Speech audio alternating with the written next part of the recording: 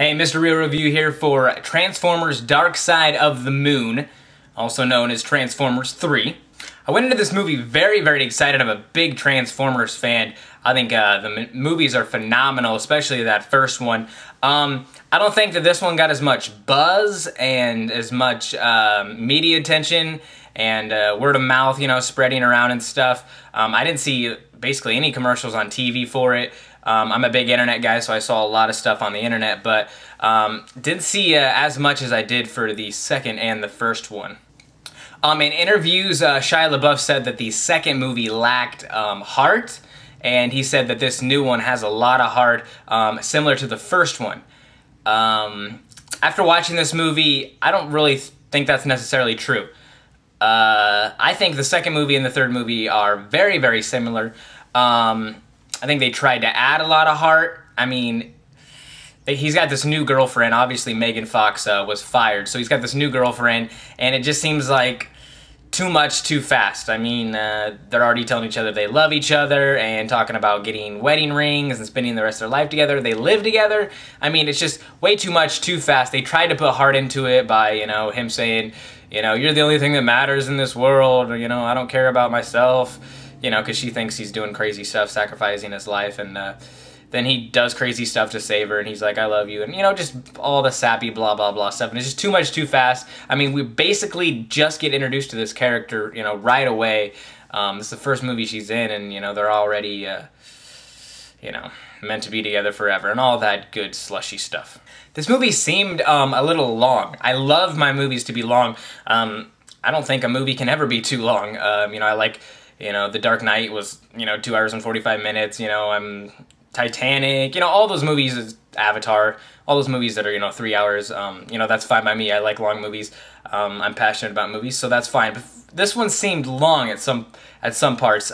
Some parts just kind of dragged on, and you kind of, you know, sit in the movie theater, and this is a big action movie, one of the biggest movies of the summer, and you kind of just wanted to, you know, rest your head while you watched, because some of the sequences... And some of the scenes are just kind of long, and you're just kind of like, okay, let's get to it. We know what's going to happen. Let's go ahead and do it. The action was great, you know, not too much, not too little, just enough action. The story was all right, pretty good script. I don't think it was as good as the first one. Obviously, I think the first movie was just fantastic. Maybe on par with the second one, maybe a little behind that, but it was a pretty good story. The cast of this movie, it's pretty huge. Of course, all the returning stars, and then, you know, you got people coming in that weren't in the original movies.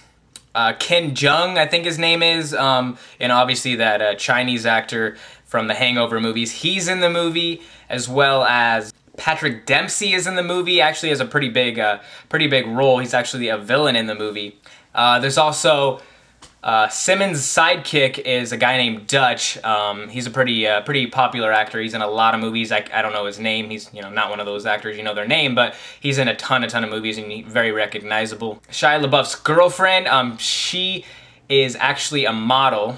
She's trying to follow in Brooklyn Decker from Just Go With It, with these models trying to try their hand at acting, but she did a pretty good job. I was actually surprised. In some of the trailers, you know, they just kind of like had a shot of her just standing there, you know, with her mouth open with like action going on in the background. I'm like, okay, you know, that's what they're going to do with her the whole movie. They're not going to let her open her mouth. She's just going to stand there and look beautiful while everything blows up. But she did actually have quite a few talking parts, and she actually did really good. I'm actually impressed with her acting performance. And of course, she looked fabulous. I mean, the opening scene is pretty much her walking up the stairs butt naked. So guys, go check that out. But the cast overall is huge. And they did a great job. I think Sam, Shia LaBeouf's parents, you know, they came back. They had a lot smaller role than they did in the first and second movie. It seemed like they kind of were just thrown in there. You know, they were just kind of thrown in there to be in the movie. Those two actors are hilarious. Together, they're just funny. They were, you know, funny in the first movie, and they had tons and tons of hilarious stuff in the second movie. They weren't, I don't think they were that funny this time around, and it seemed like they just threw them into the movie to try to be funny, and it was just kind of out of place, and they actually disappeared. Like, halfway through the movie, Shia LaBeouf's character kind of just says, you know, leave town, it's not safe, and then you never see or hear from him again the rest of the movie, and I think that was kind of stupid. I liked the second movie where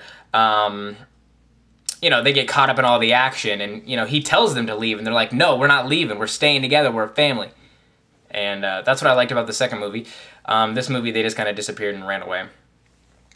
Also, Tyrese Gibson's character, I didn't really like that either. He had a very, very small role as well. He didn't show up until 3/4 of the movie was already over. Supposedly, the story says he quit, quit the Air Force or the Marines or Special Ops or whatever he was in, and now he was just working on some NASA stuff, or I don't know, something stupid. But yeah, that was pretty pointless, and didn't like that at all. Overall, I think the movie was good.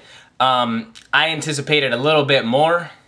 I know this is Michael Bay's last hurrah for the Transformers franchise, and I thought he'd go out with a little bit of a bigger bang than this. I think the first movie was the best, and then the second movie and the third movie, so they did go downhill as it progressed. But these characters, I mean, you gotta love them. I mean, Simmons was back. You love his character. He's just a nut job. Shia LaBeouf, I mean, he was born to play this character. This is the role of his life, and he always does a fabulous job. I give it 7 out of 10. I came into the movie probably thinking I was going to give it 9 out of 10 or 8.5 out of 10. I was a little disappointed. I do say go and see it. I mean, it is a Transformers movie. There's tons of action, tons, there's comedy, robots. I mean, there's everything you need in a good blockbuster summer movie. But go see it, especially if you're a Transformers fan. This completes this trilogy, Michael Bay's last one. And they're probably going to take a little bit of a different turn, a different angle for the next movie. There are going to be more movies. Tyrese Gibson said possibly Steven Spielberg taking over, which that would be pretty exciting. That'd bring a lot of publicity back to the franchise. But this is Michael Bay's last movie, so I say go and see it. Mr. Real Review signing out.